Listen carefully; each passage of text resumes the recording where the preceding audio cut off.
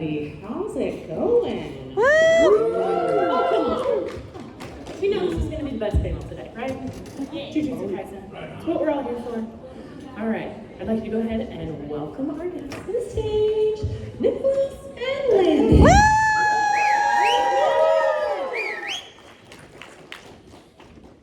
So how's it going, everybody? Amazing. So far, so Brought our good. goodies with us. We brought our Red Bulls and our drinks and everything. Yeah. Bit of everything. How's Indy treating you so far?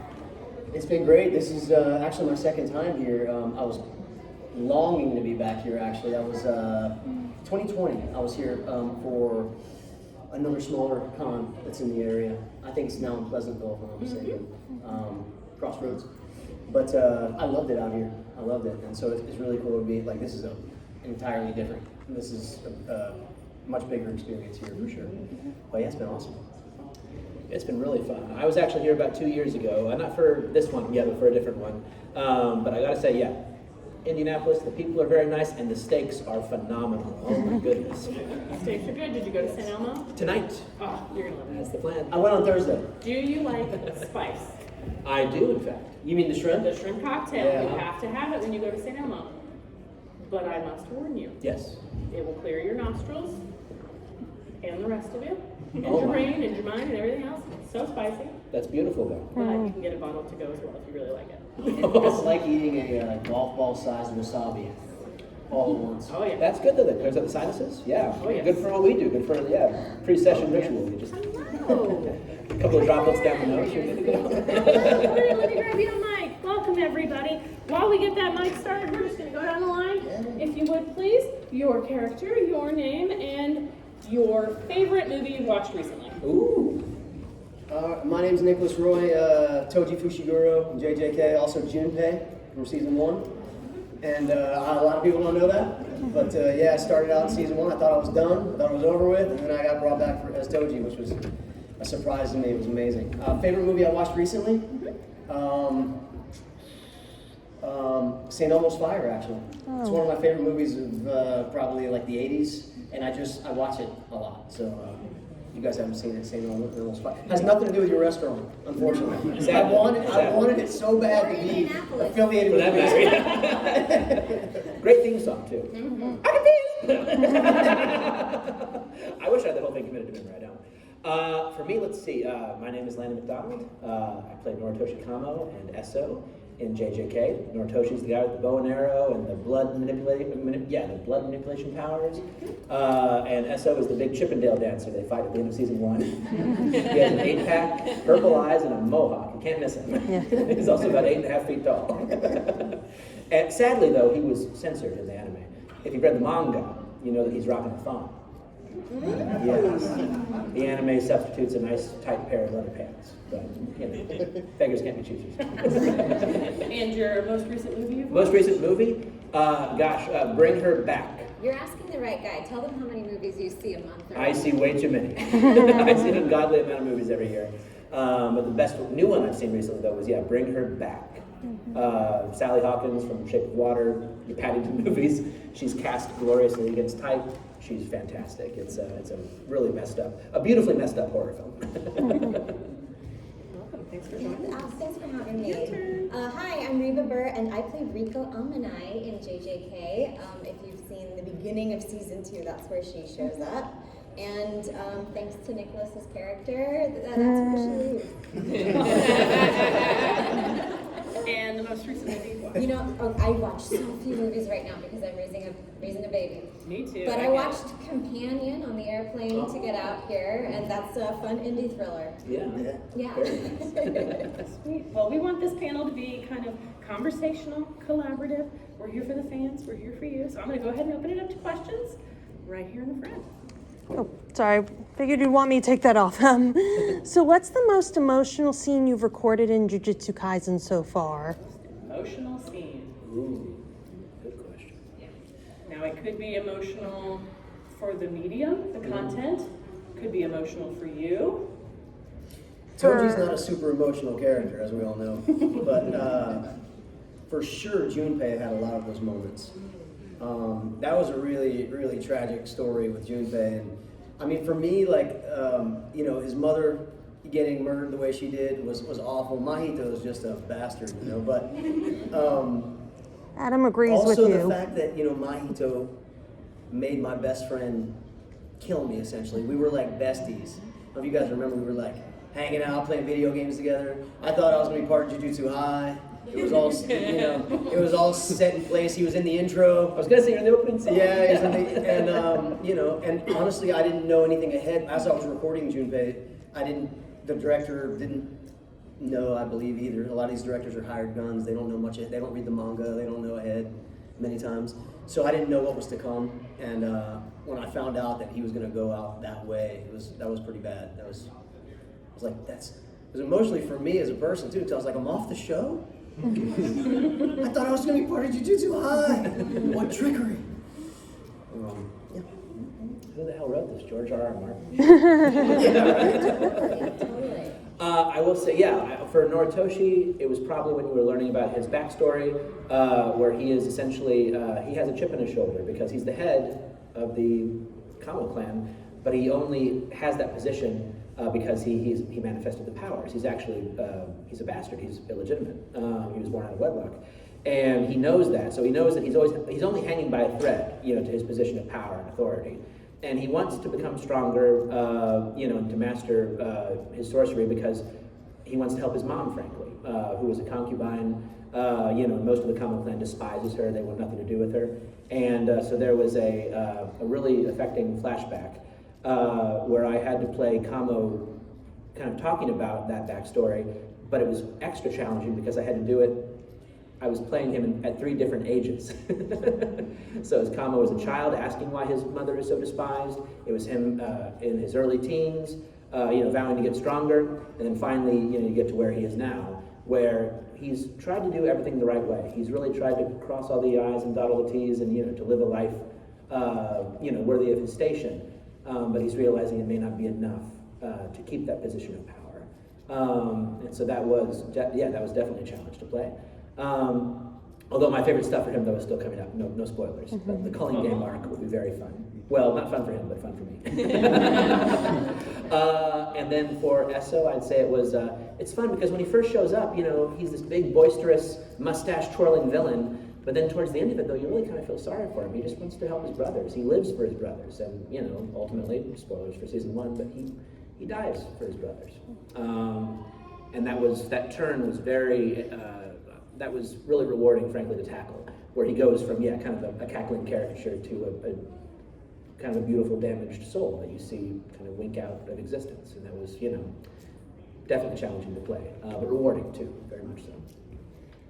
I had an emotional scene followed by an emotional moment for myself because recording Riko's monologue at the end of her story is beautiful. You know, they take her character into the sea where she's remembering going to the aquarium with her family and looking at the fishes. She talks about knowing that her whole life she was destined to be a sacrifice, and realizing that she would like a little bit more for herself, and she's crying, and you know, and it's so beautifully animated and beautifully written, you tear up a little bit yourself, and because it's occurring in the last moments of the episode, and we record this episode week by week, or this show week by week. So you go in 1 week, and then you'll be back the next week for the next episode, presumably. So I was in the last minute of the show, and I'm still talking, so I have no reason to think I wouldn't be coming back next week to keep going. And then in the last second of the show is when she gets shot in the head. And then it just goes black. And I was like, they had told me she was gonna die. They did? Yeah. Oh, wow, okay. Or, I think I probably Make a it note was of that. tweets, like when we announced the roles, you know, the fans were like, you're gonna die, you know.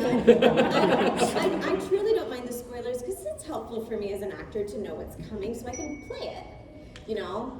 But it would only been like 2 episodes or something, and we had just like gone to the beach and had fun, and we were building so much character, just like in Game of Your Thrones. character's so lovable. Yep. So lovable. That's why it was like a hard. To have that such a hard ending was incredibly shocking for me. I couldn't believe I was already done. I didn't know it was going to be so fast. Yeah. Because they were like, she's a big character, but she's a big character in the story, like because she's in their minds. Yeah. And they're remembering her. She spends very little time on the screen. She's great.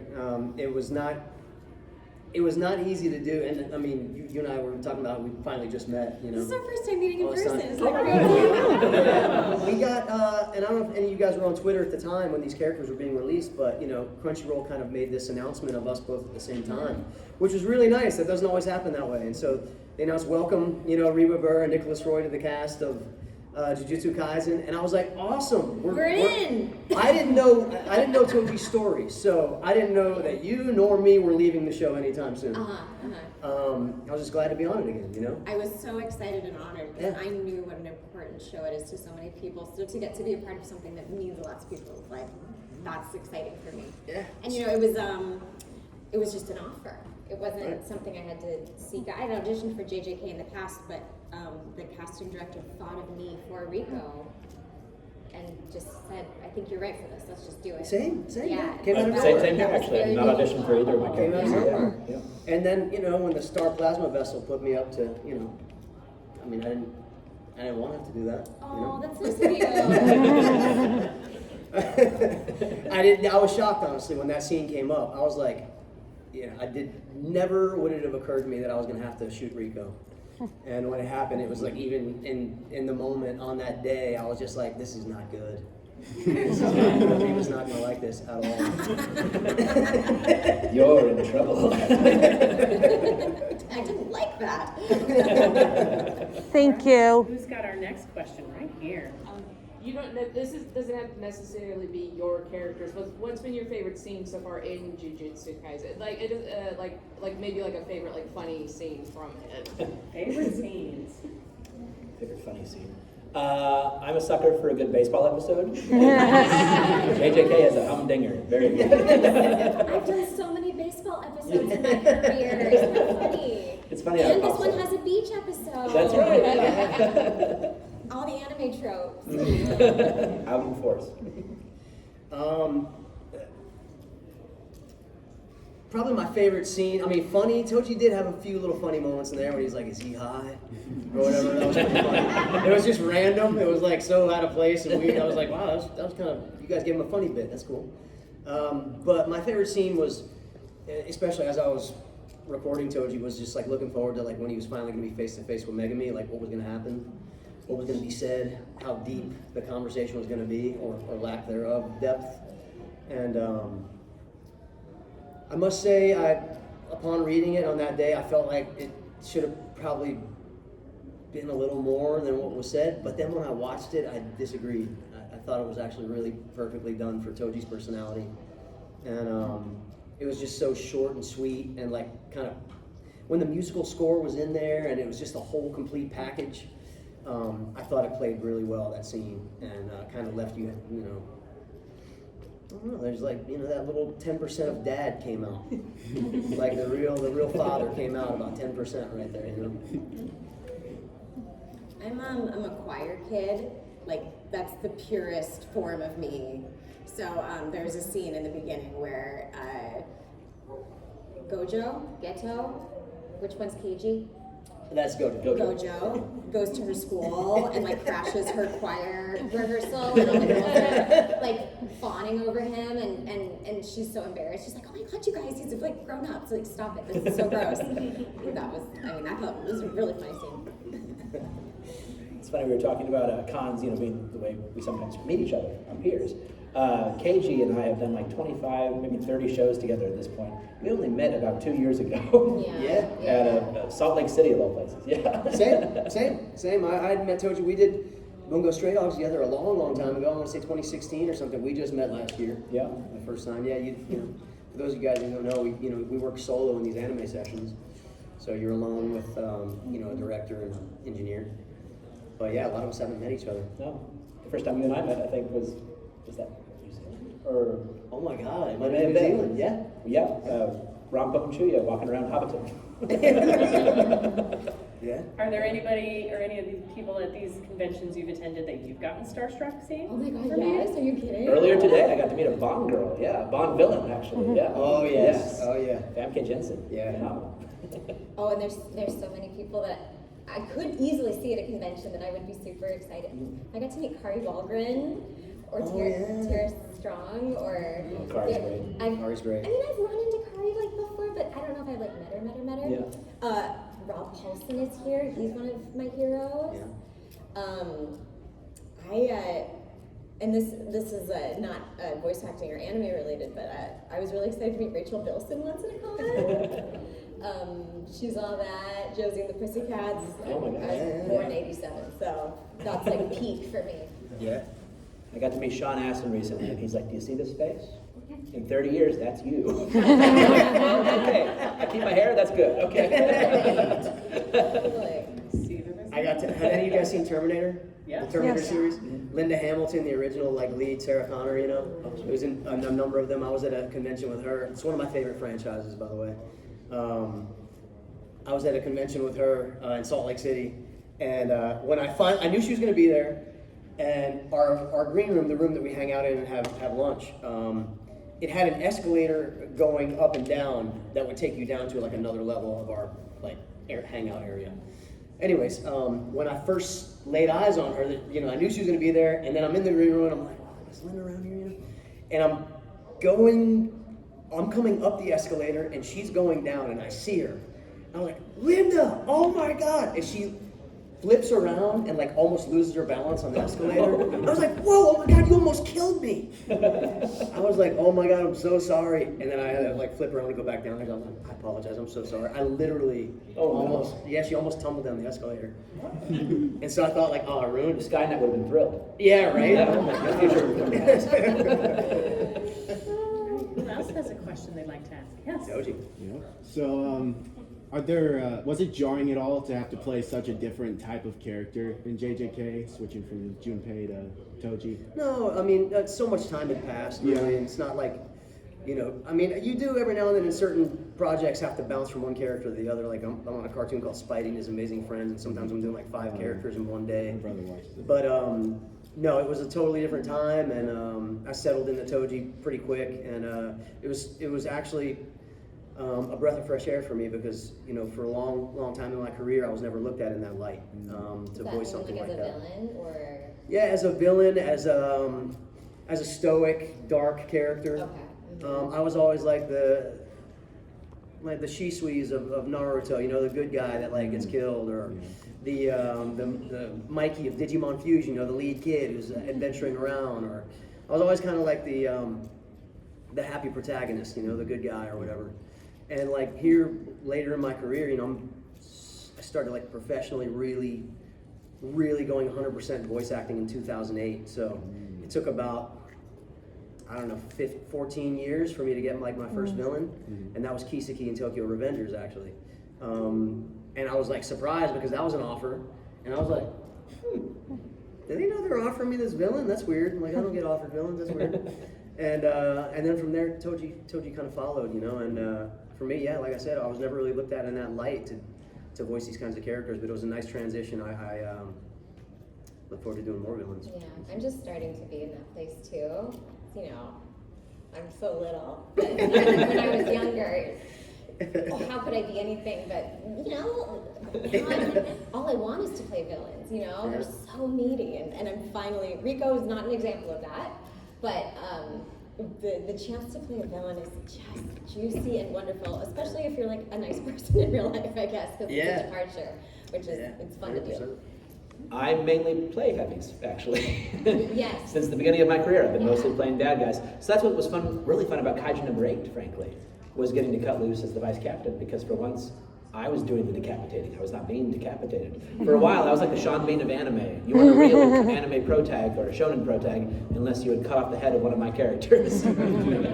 Demon Slayer, Chainsaw Man, one of my characters in JJK.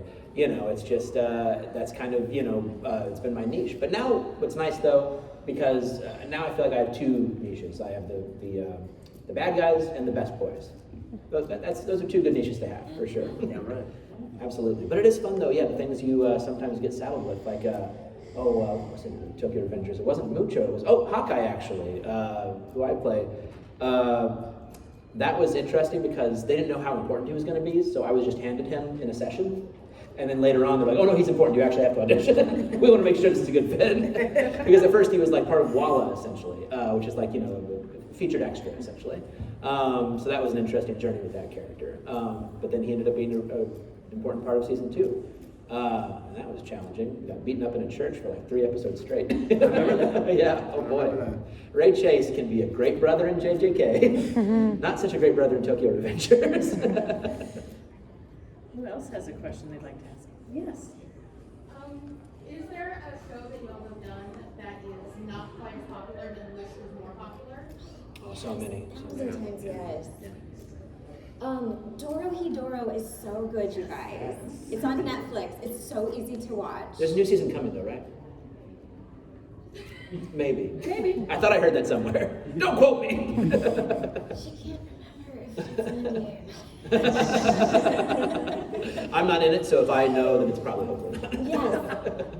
And then Deeper Cut. I said I was a choir kid. I'm in this amazing show about band. If you like more slice of life, happy ones, it's called Sound Euphonium or Hibike Euphonium. And they're all in band. I love it so much. There was a show I was in called Requiem of the Rose King. Yeah. The animation budget wasn't all there, you know, but the story was phenomenal. It was like all the Henry plays of Shakespeare plus Richard III.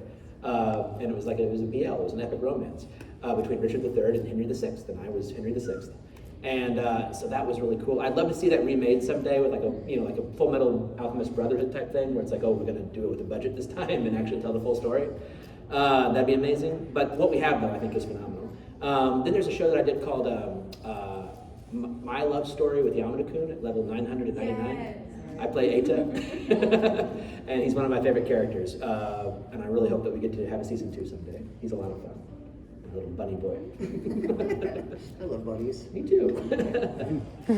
Oh, wait. I understood that right. One of the ones that I love to ask people to give a shot watching is if you like dark and you like complex. For those of you who don't like dark, you might not like it. But if you like dark and complex, there's a Netflix anime. A lot of these Netflix anime just kind of fall away really fast. But it's called Goodnight World. It's based off of a popular manga. I want to say I did it about a year and a half, maybe a little less than a year and a half ago. But it's a really interesting story about this family. The kind of the main kid that I voice is this kind of shut-in that just stays in a virtual world all the time. He and his family don't get along at all. They can't stand each other. There's a lot of issues within the family. They all kind of go into their own space and go into the virtual world and leave each other alone at home because they can't stand each other. But in that virtual world, they're all friends and they don't know it. Oh, that's so nice. And so it's a really cool, and a lot of dark things happen. It's really easy to watch. It's, I want to say 10, 11 episodes on Netflix, and hopefully we get a season 2. What's it called? Goodnight World. Goodnight World, okay. But I think it's really well done. It's really cool. If you don't like dark and complex, there's an anime I'm a part of called Tower of God that I think is a fun one. And if you haven't seen season 1 yet, I recommend everybody see season 1. It's like, if you like Squid Games, I feel like you would like Tower of God. It's like this competition of teams trying to get to the top of this tower. And it's really good characters, really fun. Every episode moves. Yeah. Those are my 2. I'm in that too. Yeah, right? Yeah. We're in every show together. Right? I'm in that too. But only season 2. Oh, I think I'm on season 2 as well. Well, one of my guys lives, the other one not so much. That's the thing about playing bad guys. You're here for a good time, not a long time. That's right. Yes. I'm still alive. Guys. Both of those curacters survived. My one and Both? Oh, nice. Both. All right, go for it. If you guys had to voice a different character than you currently voice, who would you like to voice? In JJK? In JJK. Ooh. Ooh, man. It's a hard question. Probably somebody that lives. Gato. Maybe Gato. Oh. Maybe Gato. Mahito. That bastard. That would be fun. I'm afraid I haven't seen the show beyond my work, but I do think probably creatively I would like some curse that has a really meaty thing to do. Something super evil. Jogo would be fun too. Jogo's a fun character. Always entertaining. The voice actor for Jogo is a buddy of mine. He's so good. Mike Sorich. But Oh, he's the man. yeah. That'd be a little out of my wheelhouse maybe, but he was perfect for it. Yeah, you're not Sorich. Hey buddy.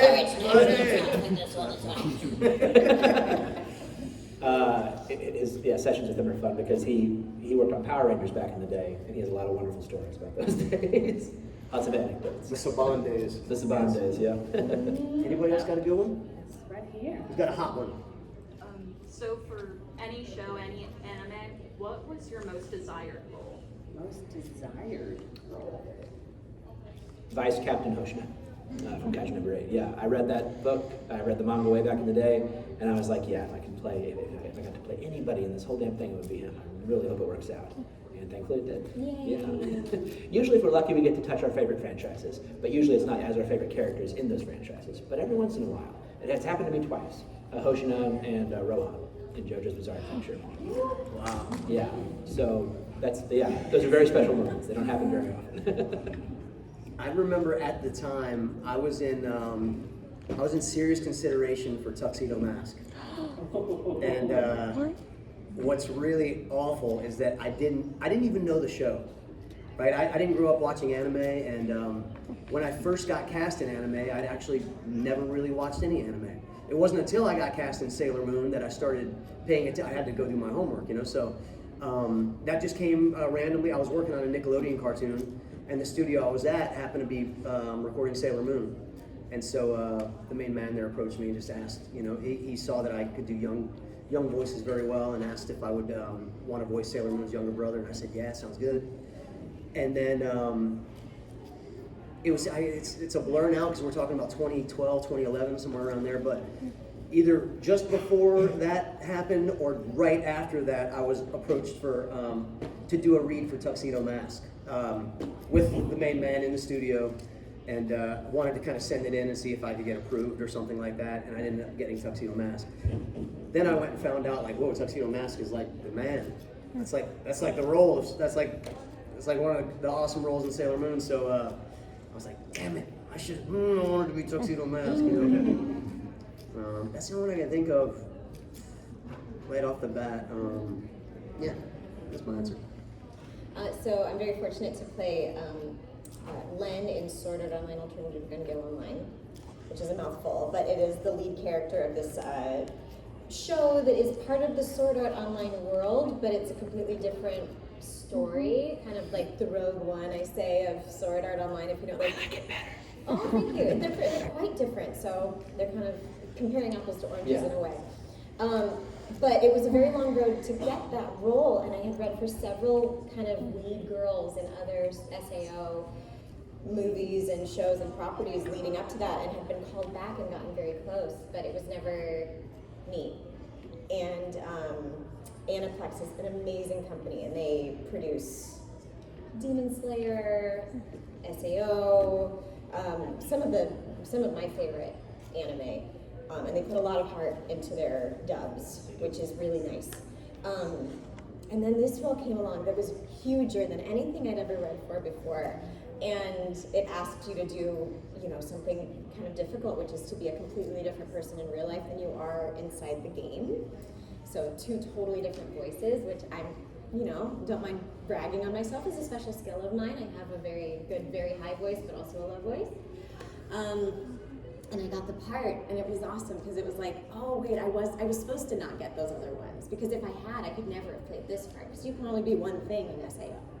Once you get your SAO part, you're done. So it was really meaningful to know that all these other no's were because a better yes was waiting for me in the future. It only makes sense in retrospect. This is kind of like, that Indiana Jones movie, The Last Crusade, the one with Sean Connery? He makes the leap of faith. He walks out into what seems to be an open chasm, but there's actually a pathway there, but he only sees it when he looks behind him. That's a lot of what this career is, frankly. High hopes and thin air. And it only really makes sense in retrospect. Where it's like, oh, that's why that happened. Okay. What's for you won't go by you. Right, then on. Who else has a question they'd like to ask? Yes, Reba. So I was able to make it to the Demon Slayer panel earlier, and I know obviously you can't give any spoilers for what's coming up, but is there anything you can say about how it's been recording for the final arc, the Infinity I Castle? haven't done anything. You haven't done it yet? No, And I'm dead. all I can say is the timeline for these productions, you'd be amazed how last minute the dubbing is. Like, it'll be out in theaters the month after we do the dub, you know? So Wow. they finish it entirely in Japanese, get it all really nice and squeaky clean and done. And then we have no idea when we're gonna get an email that says, quick, come in next week and do the dub. And they get it out. So whenever it's coming out, we might only do it like a month or two before. Oh, wow. If I'm in it, I don't even know if I'm in it. I'm not a huge character, you You're know. in the manga for the... Am I? Mhm. Great. Fingers crossed. You know, they gotta cut something. Next question. Yes. So while recording, of course, you learn a lot about your characters, because naturally that's just how it works. But do you ever have moments where afterwards, when you go back and you watch it as a viewer, as an observer, as an audience member, do you have like different perspectives of your character that you gain from watching? Yeah. Yes. Very much so. Yeah, it's a quick answer. It's always different when you see it put together. We're recording it in like little brackets, you know, as we go. And you're watching playback and stuff like that, but Yeah, it's rare when you get to see all your stuff like straight through, like Jump in from a line session. to line. Yeah. You know, so if people have a little conversation off to the side, they're not even gonna show you. Right. They're just gonna jump to your next line. That's right. There's no context. So for you what's miss out on a happening. lot of Yeah. context. Yeah. And it was like I was kind of talking about earlier, like when, like that in JJK, that last scene with Toji and Megami, it wasn't until I actually stepped back and then watched it on Crunchyroll and heard the musical score and everything together, and it was a whole different thing, you know? I was like, oh, it is, yeah, it's a short scene, but it like had, when the music was there and everything was there and I was watching it like after stepping back from it, it was a whole different feeling, you know? Yeah. We have this cheat code of the Japanese actor who's putting all of their emotion into it. So even if we're lacking the context, we draw so many hints from that without knowing what it is we're drawing. We just know that our job is to do the same emotional thing that they're doing. And other than that, yeah, they want us to work pretty fast. Tight deadlines. Tight. Gosh. Yeah, I think you guys pretty well covered it, yeah. Next question. All the way in the back. What's your favorite line from your own character? Favorite lines from your own characters. My favorite one he hasn't said yet, so I should. Second favorite. There's one coming up though again. Let me see, I don't want to blow any eardrums. Yeah, take it down. I was just Yeah. Let me see how do we get this down. I would just move it away from you. Yeah. Let's see, I guess it would be when Noritoshi is battling Megami. They have a big knockdown and drag out brawl. It's pretty fun. And at one point, I won't go with the loud part, just to guard your eardrums. Yeah. But he actually gets to say one of the best, you know, cliche but very fun lines of dialogue you could possibly get to say, which is essentially, you know, you and I are not so different. Which is very close to we're not so different, you and I, which of course is that's the pristine cliche. Did you laugh when you recorded it? I did. We had to do a second take because I had to be deadly serious when I said it. And I struggled with that. Man, I get asked this all day too, and I'm like signing Toji pictures, like what my favorite. There's just too many. There's great moments all through it. If I just had to pick one on the spot, maybe like when he gets resurrected and he's like, "Kill sorcerers, huh? You're a sorcerer." And he calls her a hag. Again, it's one of those little funny Toji bits, you know. Pick that one maybe. Also, I love the final line with Mega Me. Yeah. I clipped one recently, so I've got it memorized. You scum! What's up with those crazy bangs? She's talking to Gato, I think. That would make sense. Yes. Yeah. All right, next question. Right up here. What's the most embarrassing thing you did or witnessed in this JJK studio? All the time I farted in the booth. I didn't. I don't know, maybe I didn't. I never once went in to the JJK studio, so everything was from my home studio, unfortunately. I didn't get to experience whoever farted or whatever. Yeah, I have never recorded JJK in person at the studio either.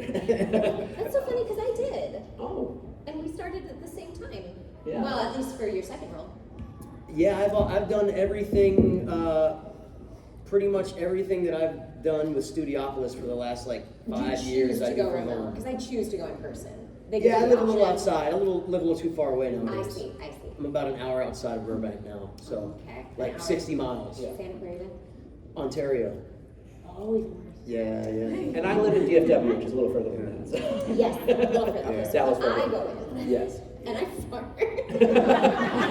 That's why we moved. Haven't been back. Yeah. Got one whiff. I was like, no.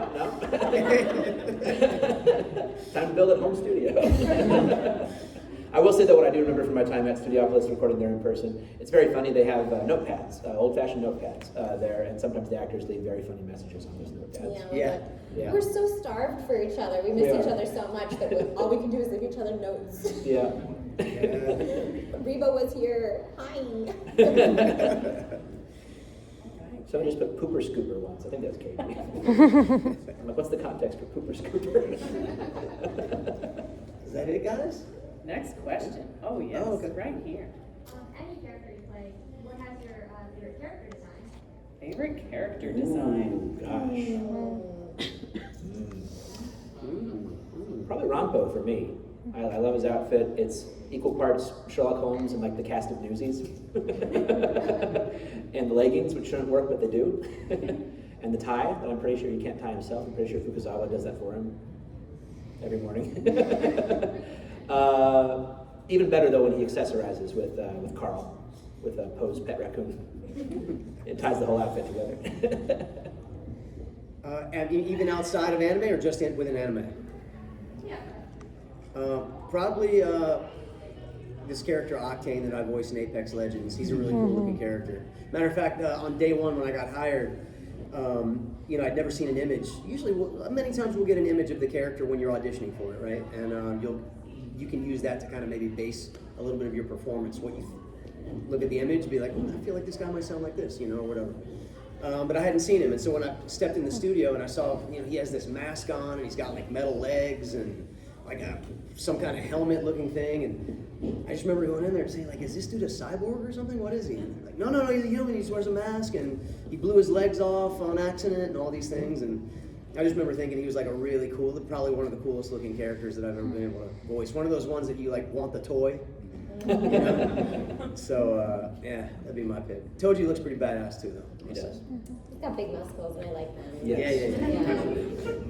I think of all the characters I play, the one that deserves the most flowers for character design would be Princess Ivy from Fire Emblem Age, which is a video game. They put a lot of love into the character design for those characters. Oh, I will share a little anecdote here. I found out recently that my Bleach character is actually who your character is based on. Really? Yeah, that was one of the principal inspirations was, my character saw him do from Bleach. That's incredible. Yeah. Based on Octane? Oh, no, not Octane, I'm sorry. No. I'm the JJK character. Oh, okay.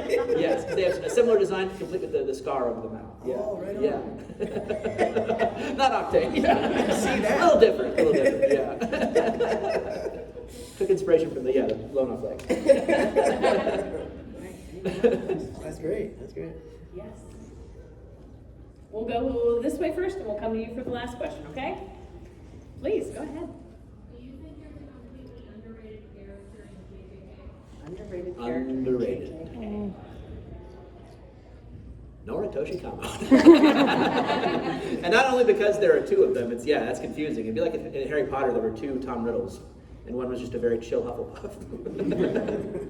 I would say Noritoshi, frankly. Although season 3 will hopefully redress that. I don't really have an answer for that. I can't, because I wouldn't want to discredit anybody that I know either and say like they're underrated. I really don't know who I've considered underrated in the show. I mean, all of my peers that I come to these conventions with, they seem to be very highly rated characters. It's such a well-loved show. It is. Yeah, Really, like people, my friend, Marie, who plays Hanami, it's one of her first anime roles ever, and yet she's getting so much love at conventions from being part of such an amazing show, Yeah. So it doesn't matter who you are. Yes, and I do love that storyline too. I think it resonates with. I see a lot of her fan base and Poison Ivy's fan base. Kind of, there's overlap there with their devotion to nature and eco terrorism. Like I said, I haven't seen season 1, so I wish I knew what happens. I'm a fan of Marie Westbrook Bell. All right, and our final question.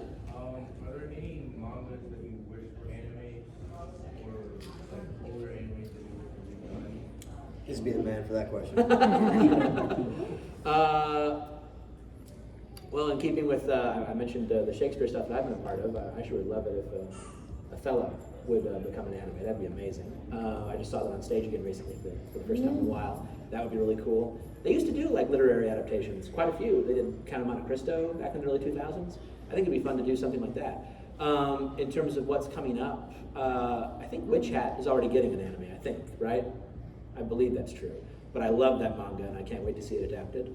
What else?